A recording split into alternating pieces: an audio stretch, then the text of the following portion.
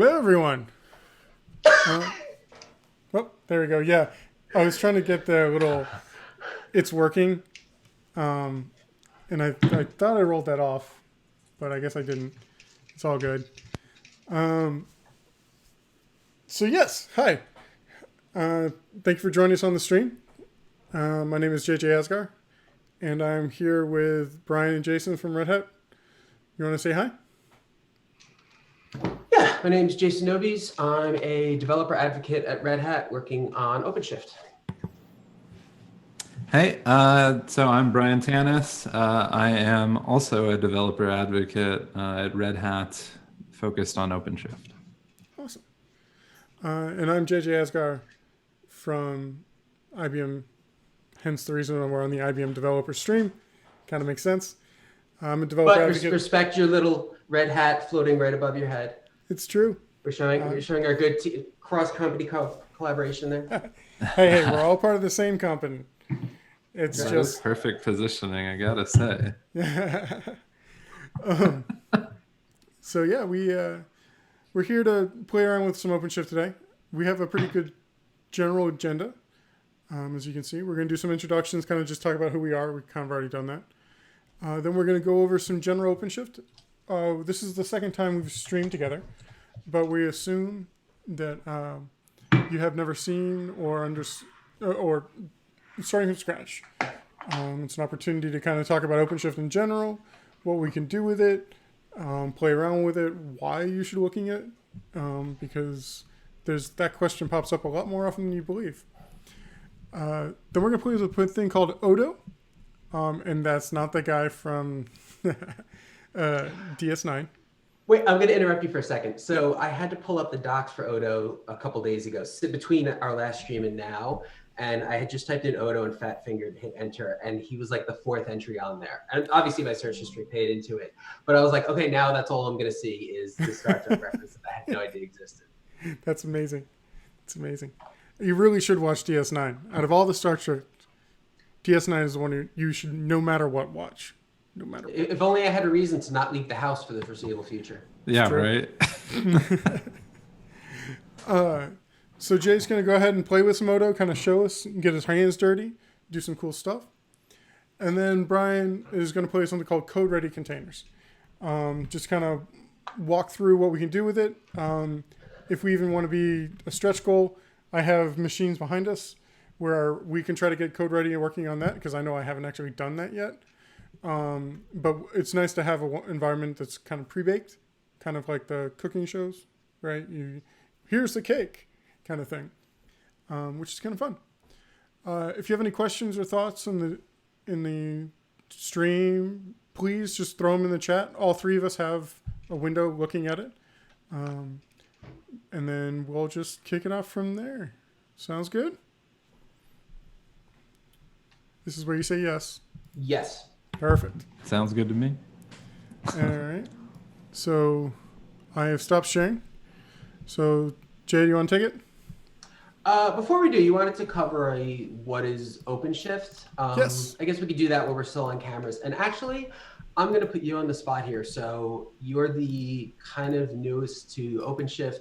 I'm curious how you would explain OpenShift to someone versus how I would after having done it for 3.5 years. Okay. So OpenShift is a layer on top of Kubernetes, right? So traditionally when you put an application out there, you would have to be like, hey, I need a web server, hey, I need an application layer, and I need a database. So you'd have spin up 3 VMs or whatever, and your developer would focus on the application layer. Most likely your sysadmin would sit on the web layer, and your DBA would sit down on the database, right? That's how old I am. I have a bunch of gray in my beard, right? I don't know what this whole newfangled container thing is, right? Well, as we moved into the cloud native world and we started containerize different portions of it, Kubernetes came up. There's multiple different ways of running Kubernetes at scale, including obviously containers at scale, obviously like Kubernetes, Nomad, Mesosphere, Docker Swarm. Kubernetes 1. Cool. Now, vanilla Kubernetes, you have 1,000 dials and knobs to turn to get your containers to work how you want to. In certain places, that's super important. Super, super important. Challenge is when you give it to a developer who's spent their whole career in one vertical. I use the Java example because it's a kind of universal story. If I've written Java my whole life and I put them in front of Kubernetes, they will honestly be not only lost, but probably overwhelmed. This is where OpenShift steps in. OpenShift is a layer on top of Kubernetes that gives you what, at least in my world, is on-premise Heroku. So if I'm a Java developer and I want to deploy my new WAR file, I can just say OC new app WAR. Well, there's a little bit more than that, but in general, and it goes and creates a new project on OpenShift, and it just runs. It just does its thing, needs to make it happen. So I can work on my Java stack, make sure everything works how I want it to, make my code changes and all that. One command, it pushes into the OpenShift project, and that's it. I've deployed to production. Obviously, you want checks between that, but it's a layer that allows you to have some really nice guardrails so you get the velocity you need as a developer. Is that reasonable? Certainly not bad. You've earned the red hat sitting over your head. We'll let you keep that. Let's go back and kind of reiterate a few things you said. Containers by themselves are not terribly hard. So hello world in a container, very simple demo to do. Just for my students last week, I started up a container and ran top in it to show them, look, one process. And that's all really cool. Like the first time you run just a blank container and you see the processes and there's only one, like that's really neat. Like that's kind of scary in a way that you're not seeing a ton of stuff flooding. And that's cool for a container. And then you got to take it to the next level. My application's not a container. And if it is a single container, I'm probably not doing it right. That likely means I've done a lift and shift for a monolith application and I've shoved it into a container and I'm not really getting the benefits. Yes? Okay. I got to pick you on that one for you. So modern day architecture. A lot of people are trying to get into the Kubernetes or cloud native space. And a lot of people, like a Rails app, is a monolithic app. And normally, you just take what you had in the VM and you shove it into a container, right? That's usually the first step. And the ability to iterate on the code and be able to rip bits and pieces off into a microservices way so you can have parallelized the development is a realistic but a stretch goal for a lot of companies, especially at this moment. Yes. I personally have seen some companies get to the container, but as soon as they started trying to shave off different functions or different like PDF conversion, perfect example. A lot of companies have to ingest a bunch of PDFs, do some OCR, and then shove it into a database, right? Shouldn't be in the Rails app, wrote it in Go, had it sit over here. Initially, it was worked amazingly. But because the challenges of that company, that became stale. They were like, why do I have to focus on this? I have all these Rail developers who, even though Go was better for this little application, they weren't able to do it anymore. Could have been situational, but that travel from monolithic to microservices is a lot harder than people imagine. Does it make sense? Oh, it absolutely does. And I'm not trying to downplay that at all. I mean, usually when I've done talks that have covered that, there's two directions. One is completely greenfield where I'm starting brand new on an app. I'm going to design it from the ground up with these principles. Then there's the realistic state of the world where that's very infrequent and you do have something. So when I said, I can't remember my phrasing. I think it's still along the lines of you shouldn't be doing that. I totally understand. I'm talking in the ideal. Got it. And that was a raw generalization. There's going to be times when it doesn't make sense. I didn't quite expect you to needle me that early into the stream, but sure, let's start it off right. Call me out on my shit already. Where was I? You have a container. Okay. Let's say you have the luxury of splitting it out across multiple containers because you want to be able to scale them independently, because you want different release cycles for each product, because you have different languages and it makes sense to separate them out, or any number of 100 probably different reasons I could go through. So now you've adopted this microservices approach. You have these multiple containers. What do you do with them from there? You don't want to be running around Docker run, Docker run, Docker run on those machines. That sucks. You want something to take care of you just being able to say, I want this many of this container running. Go. I don't care how it gets there. I don't want to. So I'm laughing. I'm sorry. A chat, and we've the second person to now call out my lack of Star Trek knowledge for what Odo was. I didn't name the product, to be fair. And in fact, as I'm going to be talking about it, I don't even know if it's called Odo or Odoo. And to that point, I hate it as a product name because it's awkward to say out loud. It's awkward to write documentation for because it's all lowercase as a command. So if it's at the start of a sentence, things get really weird, and you start prefixing it with the Odo tool, and it looks even stupider. So no, we will not be talking about Star Trek. At least I won't be, because I don't know it. JJ is very well schooled in this, and he can. Containers. So doing large scale deployment and management of containers is kind of a pain in the ass. I want to be able to say, I'm going to interrupt again for chat here. So what's happening on the stream? We have an agenda. I don't know. Do you have it easily to pull up, JJ? I do. So, well, you get that up. So this is what we had originally for the agenda. We're kind of sort of in the middle of the go over general OpenShift, although we're kind of tangenting a bit, as is known to happen on streams. Odo that we're talking about, the Star Trek character, that is a tool facilitating development on OpenShift and development of containers. So we're going to spend a good amount of time. We're going to bring up terminals instead of our goofy looking faces and actually do some live demos of that. I'm going to take you guys through a couple apps I've written. We're going to play with it. JJ's going to give me more shit. It's going to be a blast.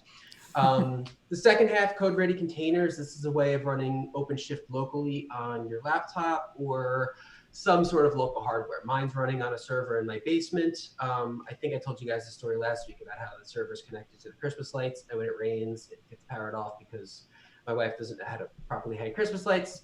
Brian's got a neat setup. He's going to be talking through that. So that's our agenda. So back into this middle of the OpenShift thing. And then Brian, I'm going to let you field chat while I'm trying to stay focused on this answer here. So Kubernetes then kind of arose as the de facto way of here's how we manage containers. The analogy here is, well, I'll get back to that. So I tell Kubernetes, hey, here's the image, here's some configuration on the containers, give me 10 of them, go. And it figures out how to properly schedule them and keep them running. So if one of them dies for whatever reason, if the code crashes because somebody beside me wrote it and their code sucks, it crashes, Kubernetes will restart the container.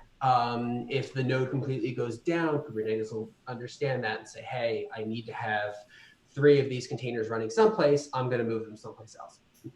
So that's where Kubernetes is. The analogy that I've seen drawn recently, and I really, really like, is if Kubernetes is the engine, OpenShift is the car itself.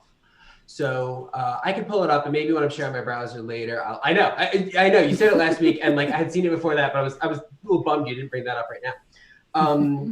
I'll bring up the slide when I'm sharing my browser later. CNCF, Cloud Native Computing Foundation, got that. Has this diagram of the landscape, the ecosystem landscape of all of the different tools and products to integrate with Kubernetes. And it is painful to look at. It is just a gigantic swamp of stuff. And how do you navigate that? How do you vet all of those to make sure they're going to do what you want to do, to make sure that they're going to keep running, they're going to keep existing? OpenShift ends up bringing in a lot of these tools and this developer experience. And yeah, I see JJ bringing up that monstrosity now. Every time I see this, it grows like literally day to day. At KubeCon, and every year in the keynote, they bring it up. It's so big. It's so So speaking of so big, let's do the whole devil's advocate, because if I'm, smaller company looking at this and hey, I'm running Docker Compose to manage particular containers, why do I need to, like, I look at this and I'm like, wow, this is daunting. There's a lot of things going on here. What's going on, right? Like, why would I need that? For example, why do I need OpenShift in that example, right? I'm using Docker Compose. I have like a restart always command there. If the container dies, it gets created again. Sure, if that's what you're content with, then run with it. But are they running well? Do you have any kind of monitoring solution on there? Do you have any kind of security solution? Exactly. And this is where we're kind of picking at the devil's advocate, because there's much more to it than just, oh, is my container restarting and is it automatically being scheduled for me? There's all these extra pieces. There's your network layer to make sure you have policy in place, make sure you have that all set up. There's your security layer, your monitoring, all of these extra tools that come in, all the development tools. So these are the things that OpenShift adds on top of it. It could be 1 second, JJ.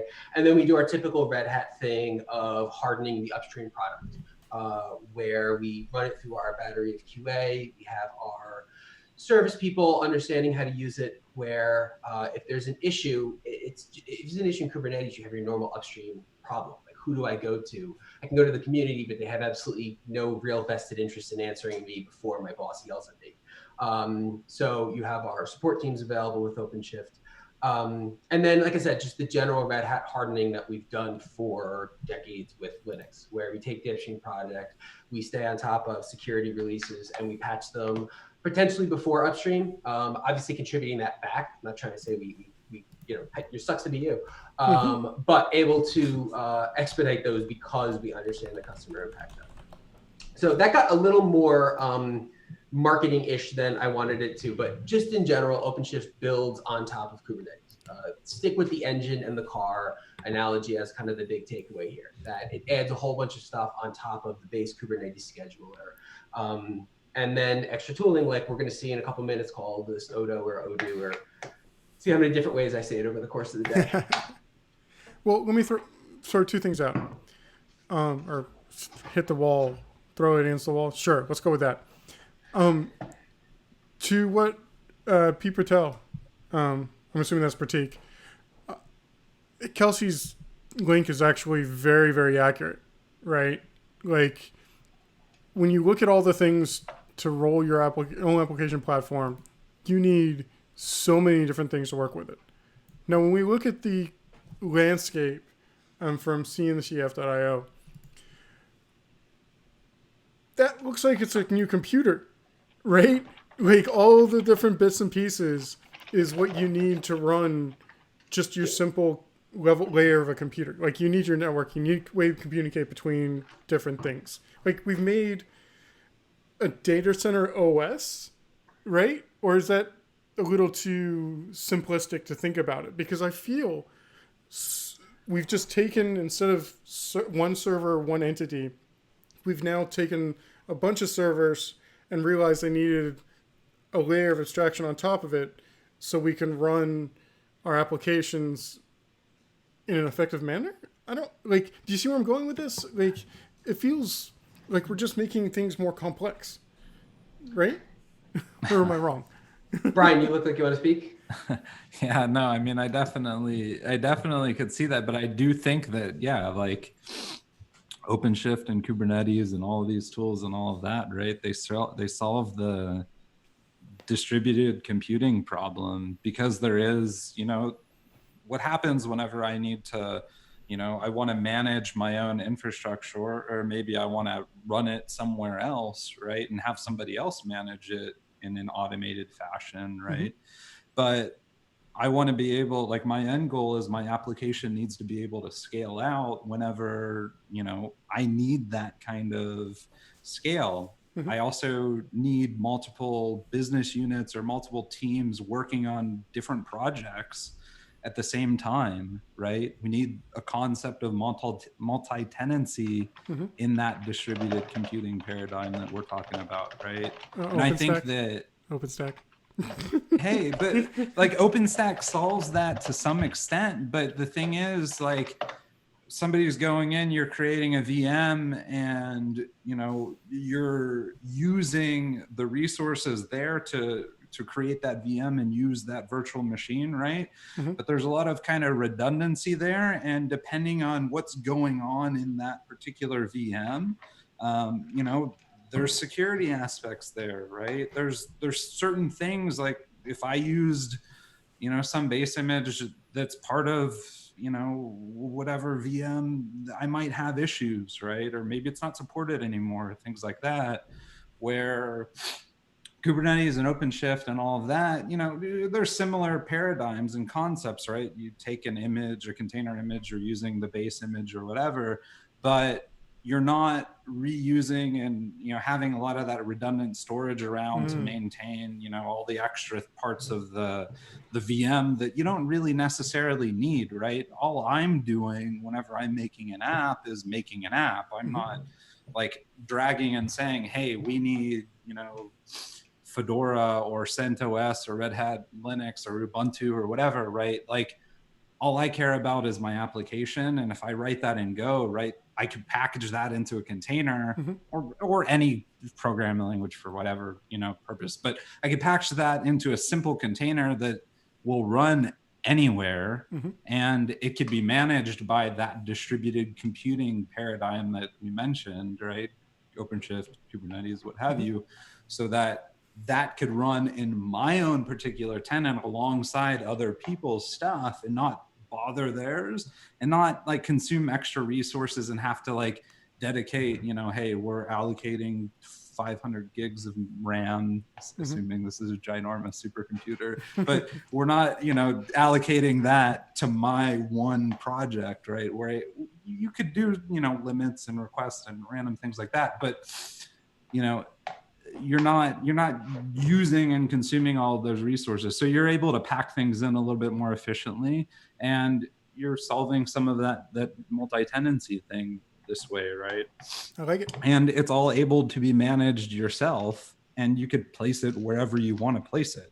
You want to place it in IBM Cloud or on premise, go ahead, do whatever you want to do. Of course you'd want to do it in IBM Cloud. Where else would you put it? Yeah, good ref. I kind of tied that one back in. All right, so that's a high level at what OpenShift is. We're about 25 minutes in and we haven't shown any terminals yet, and I feel like that's going to annoy our audience. So we can come back to that discussion. Let's get, oh shit, I lost my window. Okay, there it is. All right, so you guys seeing my terminal? Let's see if it's big enough. Give me 2 seconds. Yeah, that's probably good. That good? One more? It's reasonable. All right, let's go with the, holy cow, this is go with ridiculous. Extra large. Yeah, just to be safe, but I'm not gonna be able to see squat here. All right, so screen real estate's out the window. I'm in a TMUX too because I expected to like split them, and we'll see how well that actually goes. Okay, so let's just see real quick. I should be logged into a cluster. I am. So I want to talk about Odo. Odo is a separate tool. So you saw me run OC Who Am I? OC is the OpenShift command line. It is basically kubectl with some extra additions on top of it. So I can use kube to interact with an OpenShift server as well. So I'm going to do OC get pods. I'm not going to say anything because I don't have anything going on. I can say get pods. It'll do the same exact server. So I haven't changed context. It's for using the .kube config. So I'm able to, the tools are fairly interchangeable. Odo, however, is its own separate tool on the side, and its goal is to facilitate development. So so facilitate the what? To facilitate development. Development. Okay. So earlier on when you were describing it, you simplified down a bit what the developer actually goes through. I'm a dev wanting to write stuff on a containerized orchestration or a container orchestration platform. So I write my code, I compile it if I'm running in something like Java, which does all of my build step. I then package that into an image. I then push the image into a registry somewhere.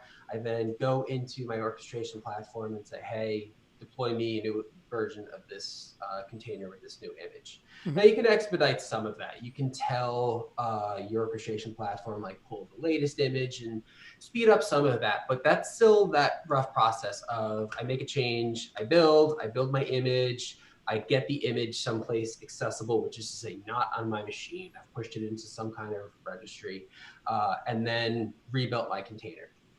And that gets old real fast, especially if, I want to sit here on the stream and joke about how good a coder I am, but I'm like everyone else who you do that change and you run everything and you realize you made it one friggin' typo and you've got to redo the entire process again. Yep. And that starts to add up real fast. So Odo's looking to facilitate a lot of that. I'm sorry, before I get there. The other thing is a lot of these OC commands are very scoped around things that a developer doesn't particularly care about. For instance, I have to know, I said OC get pods here. I have to know what a pod is. And the terminology there, it's not quite container. Pod is a group of containers, so I kind of have to understand that. I have to understand that if I want to find a URL, it's actually called a route. Things like that. So how do we then change it? So instead of talking in a lot of these deep Kubernetes concepts, what about if I just talk in logical terms like application and components and URLs and be able to interact with those from a pure development standpoint? So with that, that's a lot of kind of high level fluff about it. It's gonna be a lot more clear once we start seeing things. So let's start typing. So I have this example.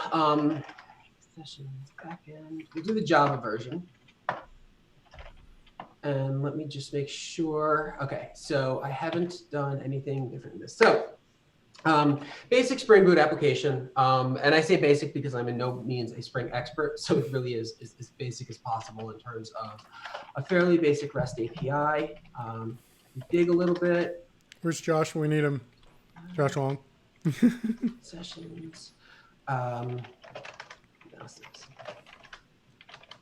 I'll quickly show the controller just so we know the kind of endpoints we're going to be looking for, which is kind of my way of saying I forget what they are.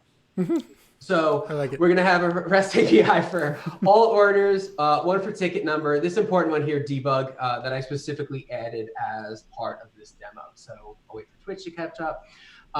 This will be what we do initially just to make sure that we're connected to the database and everything is working correctly. And then what's amazing is we can actually see my comment here about this being an ugly way of checking the connection. So we're going to take that off stream right now. So let's go back where we were. Code, concessions, kiosk, backend. Okay. So we want to work with Odo. And I want to say, and here's where I'm going to get fuzzy on the commands because you'll see in a little bit, there's ever so slightly changed from OC. And there's going to be a drinking game when I mistype OC log versus Odo logs, which I may have even said backwards as I put that. So we're going to create a new project. We will call it Twitch. Do we need to put that PR in too, or that issue in? It's one of those, I take the optimistic, like I'm sure they had a reason for it. It's similar to, now tell me, if I want to SSH to a specific port, is it capital P or lowercase p? Capital P. It was lowercase. Son of a. I was on your side. I want to SCP to a separate port, capital P or lowercase p. That's got to be capital P.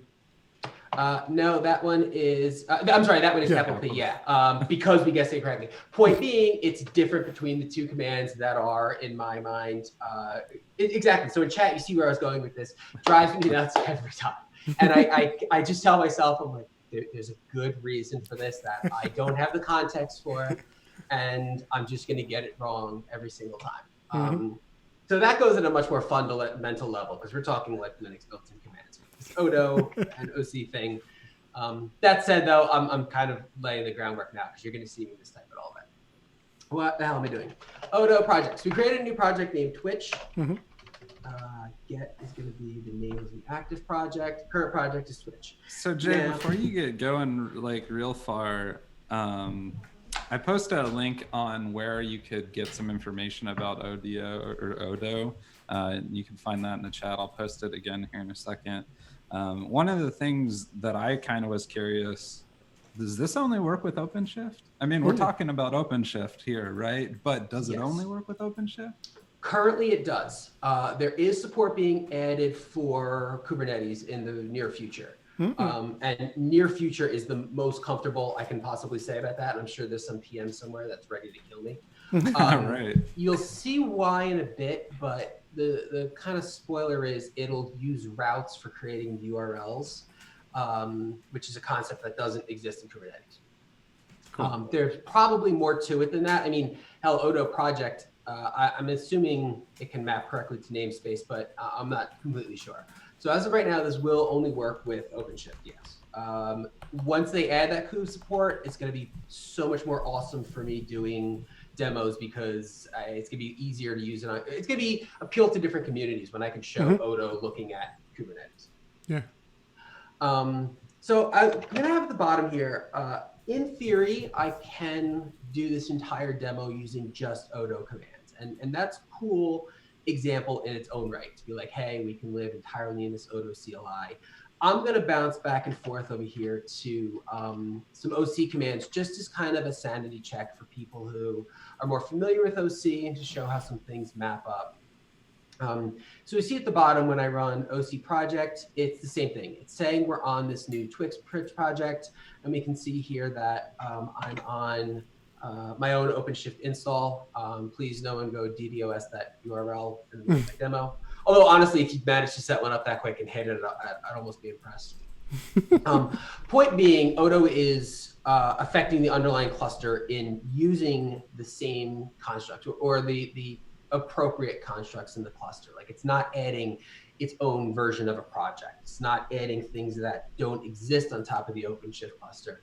I guess I'm really going a long way of saying I didn't have to install anything to use Odo. It's just converting a lot of my commands to a series of different client API commands that are just more intuitive. Oh, interesting. Yeah, so we're going to see a little bit more of that. Like I said, I'll bounce back and forth to it. So we're on this project. I want to create an Odo component. Let's do this first.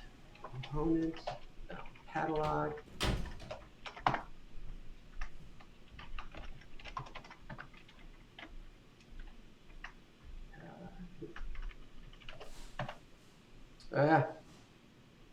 Search component. No, S. Damn it, wait a minute. I have it backwards, my bad. Gotta be kidding. Catalog, list components. There we go. Wow. You can tell the stress of typing on Cam is already getting to me here.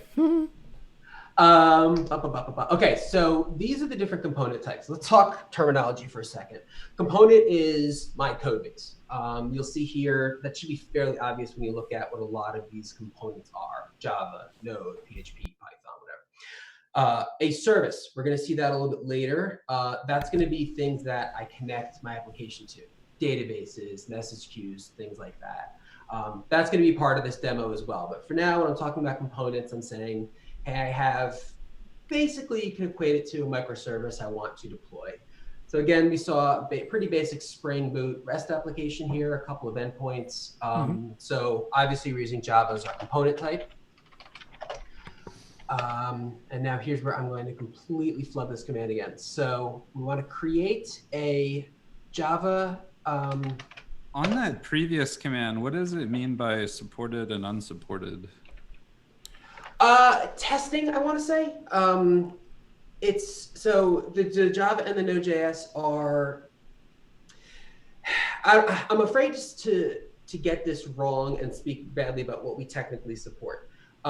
It's the level of I want to say testing done. Like we're in the process of vetting these. They might be contributed, but I'm not 100% sure.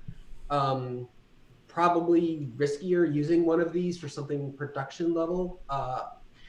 You know, I say that, but it's not, because at the end of the day, these change the normal source to image builders. So I've seen the breakdown of what this means. I'm screwing it up off the top of my head here.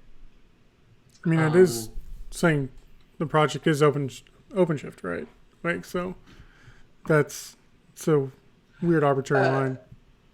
Project is simply meaning where it's which project in OpenShift it's finding these base images. Oh. Yeah, Oh. there's a way of, I'd have to think about where I can get an example for it, but there's a way of tagging an image and having it appear in this component list. So I did my own, what was I even doing this for? I did this recently where I had some kind of special backend.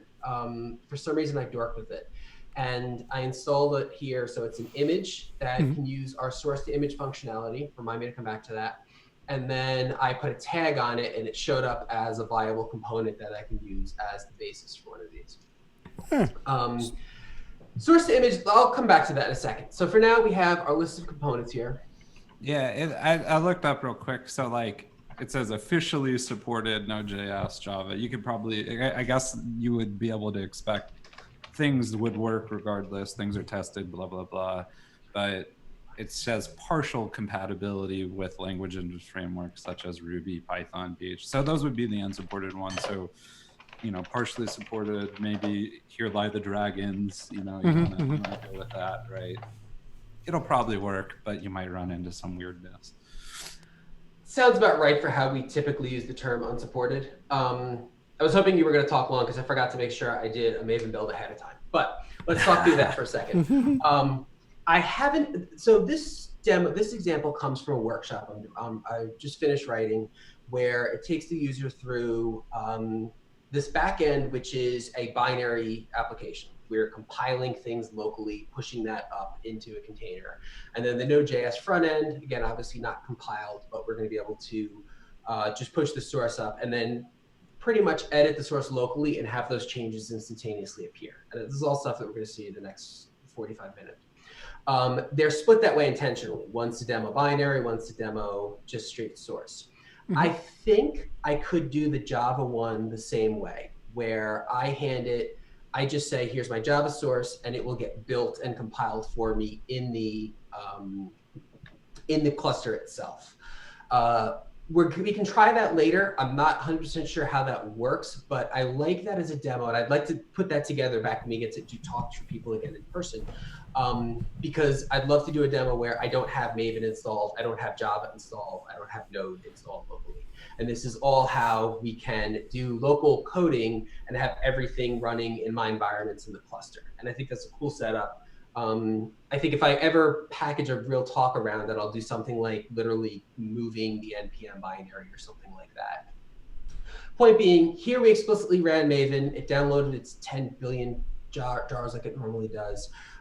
And in target, we have our jar file. And this is what we're going to actually run. Okay, so let's try this again. We do odo.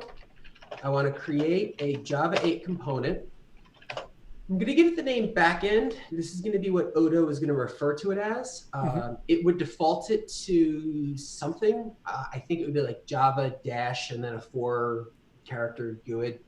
But it gets a little bit easier if you're using your own name. So that when we start looking around the components and remember them for later, we're using real terms. Can you reference them in like templates and things? Be like, hey, other app that isn't being controlled by odo, go look at backend because it's well, not this case, but it could be like a database or whatever. You could hack around it because ultimately it just ends up being labels on the container itself. Oh, okay.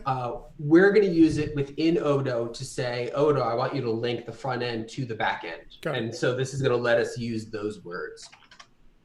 And since we're doing a binary deployment here, we're going to give it the exact jar that we're going to have it deploy. So a couple things to say here. I'm pointing it to a jar, but it's ultimately just a name. So that way, when I rebuild things, when I rebuild the jar, I'm not going to have to recreate things. It's just going to point to the latest version of concessions1.jar. So it's more of a, I made sure the file was there for autocomplete, but I really could have just said, here's the file path I want you to use. So something to note, it says validated component, and that's it. And it's giving us this very bright white warning about needing odo push. We haven't pushed anything to the server. The natural inclination here is going to be to relate it to Git a git add versus a git commit type of thing. Those of you who tuned in last week, we had a lot of fun with that. JJ, I thought of you when I submitted a PR against a upstream repository this week, and I was like, oh shit, we covered the proper way to do the messaging of this last Friday. And I pinged Brian, I brought it back up, and I followed pretty closely for what was, again, just a tiny one, but I was like, I'm gonna have learned from our stream and be the proper citizen here. Brilliant, thank you. That's good. Be a good citizen. It's funny how much came up in the last week, the Star Trek thing and now this.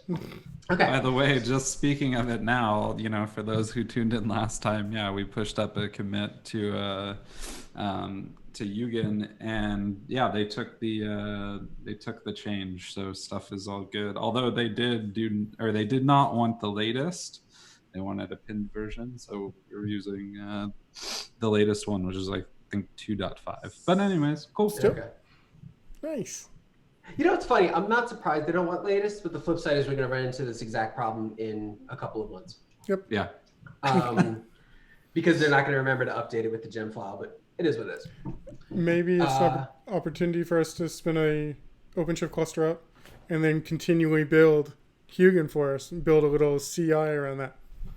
Yeah, okay. If you over there in your IBM bucks can get funding for a CI server for this one tiny project, go for it. I don't even think my boss is on the call, but I know somewhere she's snickering over the prospect of me attempting to ask for that. I like where your head's at. Right. But hot damn, there's good citizens and there's rich citizens. That's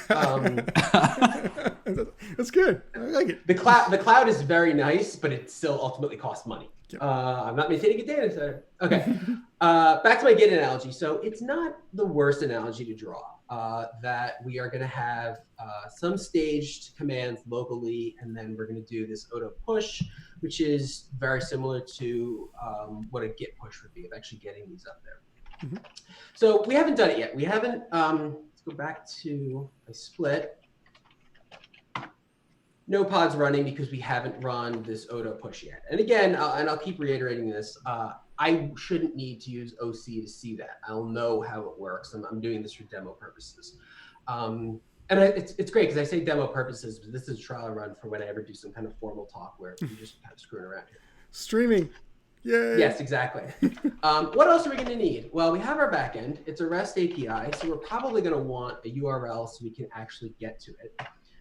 So we're simply going to say, I want to create a URL, and Odo's smart enough to come back to us and say, that's cool. And if you only had one port exposed on this project, sure, I would just map to it. I don't know. There's multiple ports, so I've got to be a little more specific here. So we're going to call it port 8080. And now it's telling us there's going to be a URL created called, now it's going to be called backend 8080, but that's not going to be the URL itself. That's the internal Odo name. And then it's going to be created and attached to this component called backend. And again, we can see where I put that term in. So now it's letting Odo speak back to me in Odo language. And if I use some sensible defaults or sensible settings, I should say, it's going to read a lot better. So up until this point, like, has anything been done on OpenShift? Nope. It's just wiring things together, right? Yeah, you're like staging it. Yeah. Exactly. So looking at the bottom half of the screen there, still no pod, still no route created. I could do these in multiple steps. I could have created the application, pushed it. I could have created the URL, pushed it. It kind of depends on how you want to spin the demo. But let's get started on that. So we're going to auto push. Yeah, this is good. You have plenty of time to talk while it's doing this. Perfect.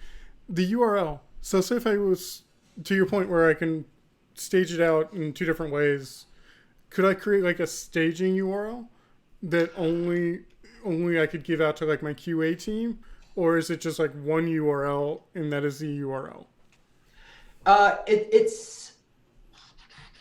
I think I could create multiple URLs for the same port,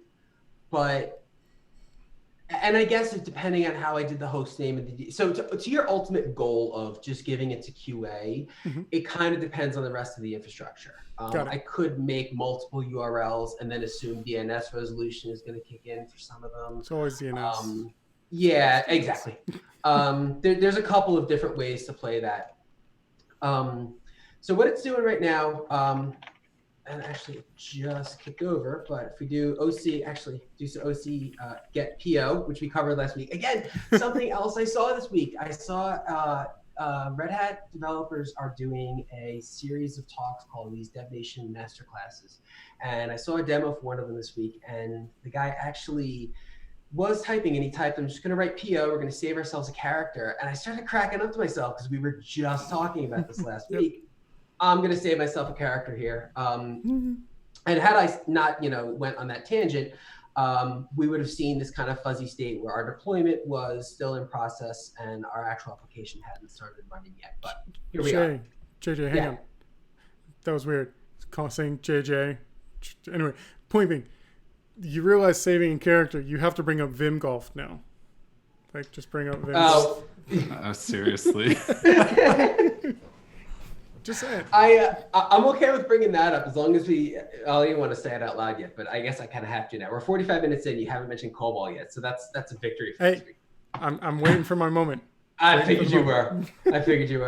So we do OC get poo, and we see the pods actually running out there. We'll do an OC get route, and we can see that the route has been created. And Brian, I think this is at least one of the issues why it wouldn't directly run on a cube right now, because it's going through routes. I suspect there's a few more here and there, but it's in the cards. And like I said, I can't wait, because then conferences like, what did I go to? FOSDEM, the super open source conferences like that, where I can do things on Kubernetes. I'll be able to show Odo still. Nice.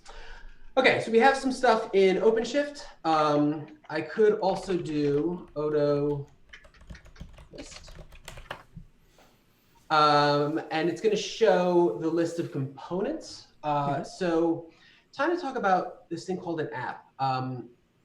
There's a grouping of components and URLs and services called an app, meant to basically represent your application. So there's projects, which equate to Kubernetes namespaces. Within Odo, they add on this concept of an app, which is really just kind of a namespace within a namespace almost. It's grouping certain components that I want grouped as considered part of a single application. Once we get another piece out there, the front end out there, we'll see multiple things showing up for this app. And I'll just do an ORL URL list, and we can see that the URL is out there. And if I had kept the bottom data up, we would have seen these map up pretty much the same details. The route obviously is the same. This is giving us some slightly different skew on the information. Like, this knows that it's a Java-based type because I said that way in Odo. And it's telling me, oh shit, I just clicked that. Let's see what happens. And it's telling me, hey, it was based off of this jar, and it's state, so it's actually out on the server. So let's copy this URL, we'll curl, and we can do this debug, and should be a 2-second timeout, and we're good. So it's not connected to a database. Why not? We don't have one yet, so this is actually expected. But let's see what happened. I can say Odo log, and here's where I already screwed up. Okay, so it's just a single L, or just a singular. And with this font size, it's a little tricky to see. Bear with me as I scroll up a little bit. So that Odo log command, I said I want the logs of the backend component. And as I look through them, not a huge surprise. There's a Mongo timeout exception because we tried to connect to a database that wasn't there using whatever defaults I have in this backend. So to be expected. The application itself didn't crash. We just got the exception, and I didn't bother trying to really hide it because it's part of the demo. So I can do the logs for my applications running in Odo. Again, similar to OC logs. Actually, I need pod name for that.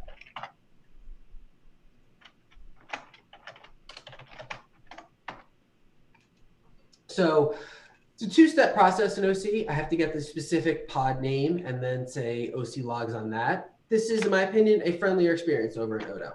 I know my component name. I named it backend to make life easier referring to it. And I'm just going to say Odo log backend. Like I said, it's going to show us them. I could do a -F, and it's going to continue to follow them. And there's a point later on in the demo where it's going to do that. So right now, we've taken a very long time because of the explanation, but we've basically run 2 commands. Odo create for the Java component, Odo URL create for the URL. I'm sorry, a third command, and then push to make it all live. Mhm. And suddenly my code is now all ready and all running. So we have a couple directions to go with here from the demo. We can start to change the code. I'm going to show that workflow later. For now, let's actually give it a database. And based on the timing, we should be able to do that before our first break. So we go into catalog again. Services. Services list. No, this is actually correct. So let me go to, and give me 1 second, then I'll explain what's happening here.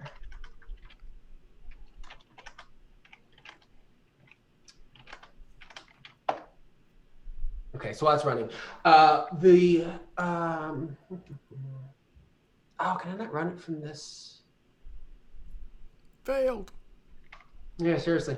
No module named Kubernetes. Yeah, so you don't have the Ansible Kubernetes module in there? I swear I had it on here, though. Dash playbook. Did you write a playbook to install your modules? Yeah, I really thought I had that. God, I don't remember the syntax for this. Brian, how bone up are you on your Ansible to get this installed? Isn't it Ansible Galaxy and then Kubernetes? Yeah, there's nothing. It's just K8S. It's all this Kubernetes. Yeah, Kubernetes.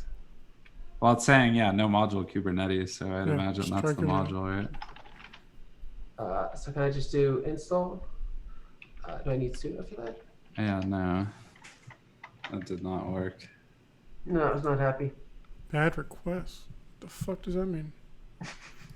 PC load letter. Exactly. Ansible. I swear I had K8S. Is it really? Yep. What? I don't know Ansible well enough all for that. Let me try this.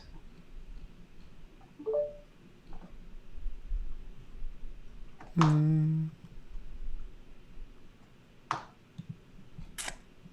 so I like how the docs don't actually tell you how to install it. Those Ansible people. I know. God.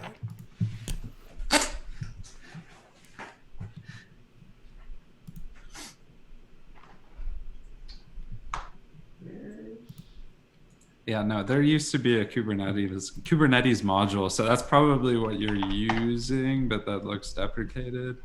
Either way. Oh, here we go. So here. Ansible Guilty. I'll put it in the chat. Here we go. Yeah, this is dumb. There you go. All right, let's give that a shot. There's no way. Oops. We were gonna figure that one out. Yeah, I wouldn't have guessed that. The way to look that up really though is go to Ansible. It was like galaxy.ansible.com or something.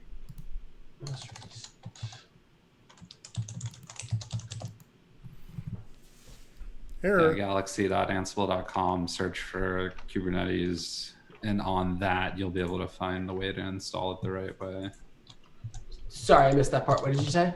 Oh, you have to, I was looking at these versions up here, trying to figure out which one we want to specify. Yeah, I'm saying the way to find that really is go to Galaxy. So, those that aren't too familiar with Ansible, go to galaxy.ansible.com and just put it in the chat. And then on that, you could search for, Kubernetes or K8s or, whatever other module you want to add to your Ansible. Okay, if you guys saw that, because I'm trashing this after. So Brian, while he's doing this, I actually am kind of excited about getting CRC, code ready containers, up and running. Mm-hmm. I need a license from Red Hat to run it. Is that accurate? Because I tried setting it up over the week, and I had to get a pull secret for it. There wasn't just like I can't just pull it down and play with it. I have to get that pull secret, so I have to create an account and everything. Is that Yeah, right? you have to have a Red Hat portal account to be able to log in so that you could get that pull secret, so you could access the Red Hat registry and all of those things. But it doesn't cost me any money, correct? No, you just need Okay. the account. Okay. So it's similar, the same amount of, I guess, resources on your end as if you wanted to try out OpenShift, you go to try.openshift.com for, one way to go there. And the same thing, right? You have to have a Red Hat portal account, so create an account and you should be able to access that. And provision, an OpenShift cluster or what have you. Same thing with code ready containers.